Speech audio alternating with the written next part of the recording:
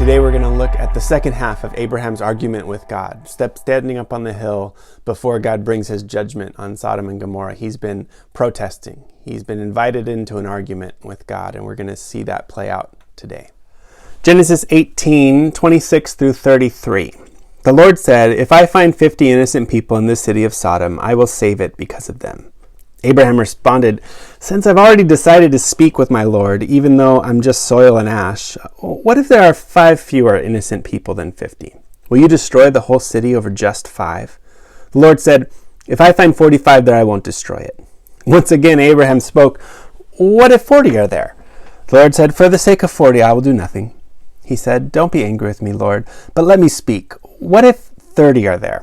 The Lord said, "I won't do it if I find 30 there." Abraham said, "Since I've already decided to speak with my Lord, what if 20 are there?" The Lord said, "I won't do it for the sake of 20. Abraham said, "Do not be angry with me, my Lord, but let me speak just once more. What if there are 10? And the Lord said, "I will not destroy it because of those 10. Then the Lord finished speaking with Abraham. He left, but Abraham stayed there in that place.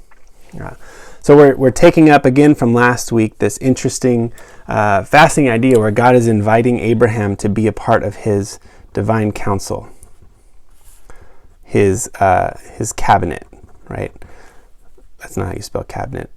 But this idea that God is actually inviting Abraham in to protest. Faith is protest here, to actually argue with God. God, are you being just in this moment? Should you really do this? And then Abraham receives that and then just keeps going. He says, what if you find 50 innocent people? Would you destroy the whole city for their sake? And God says, "No, I won't." And Abraham has the gall to keep arguing with God.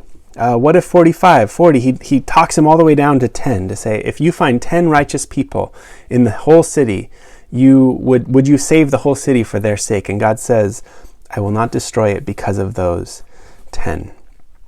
So this again is this interesting picture that we don't often see. I didn't grow up hearing about this in the church. I had this idea of faith as just blind obedience, kind of a nice, put on a happy face, everything that happens must be God's will. And the idea that God actually wants his children to argue with him. I never thought of that before. But you see that all the way through the Psalms, especially the laments. There's so much kind of protest going on. You see that in the prophets. And I think it's a really powerful image for us. There's another element going on here. This repetition of Abraham talking the Lord down from 50 to 45 to 40 to 30 to 20, right, to 10. And God, the way God phrases this, he says, "I will not destroy the city because of those 10. And it gives me maybe a different application. This kind of jumping forward into application and into today's world. There's a lot of pull. A lot of Christians in different places are looking at the world and saying, the culture is just everyone's going to hell, and they're all rejecting the Lord, and there's all sorts of evil and injustice, and it's very frustrating. And sometimes the tendency among Christians is to flee, right? Let's just flee. Let's create our own little enclave of Christians where we're safe, right? Let's just kind of separate ourselves from the world. Let's go somewhere where we can be separate. Sometimes we do that within our churches, within our communities, where, and I'm certainly guilty of this, where all of a sudden I look around and all of my friends are just Christians. I don't actually interact with the world around me at all. Maybe I'm actually thinking of getting up and moving to another place in the world because I think that there I will be safer or more separate from the injustice or sin that I see in the world around me.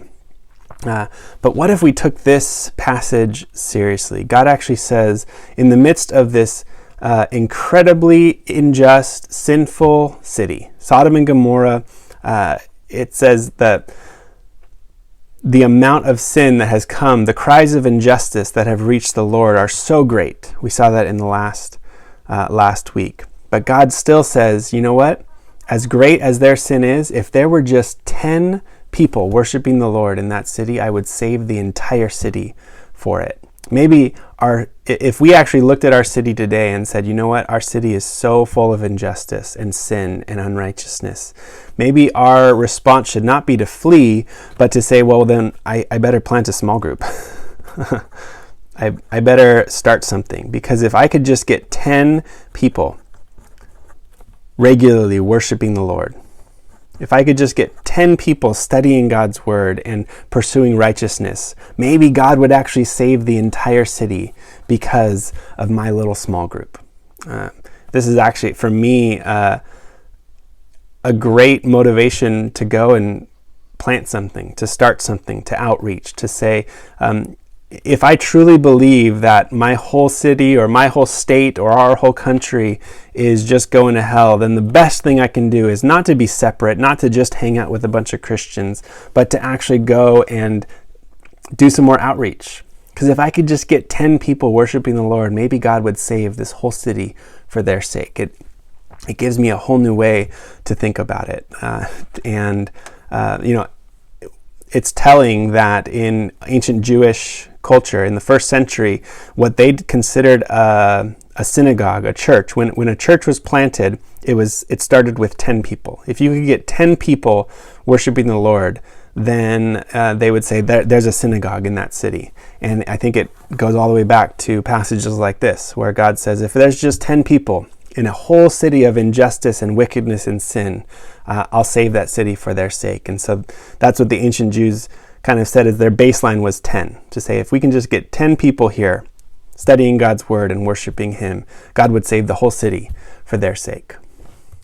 Well, I love the challenge and the missional aspect of what today's text kind of brings to us. It says, God actually says, if I can find 10 righteous people in a city, I'm going to save the entire city for the sake of those 10.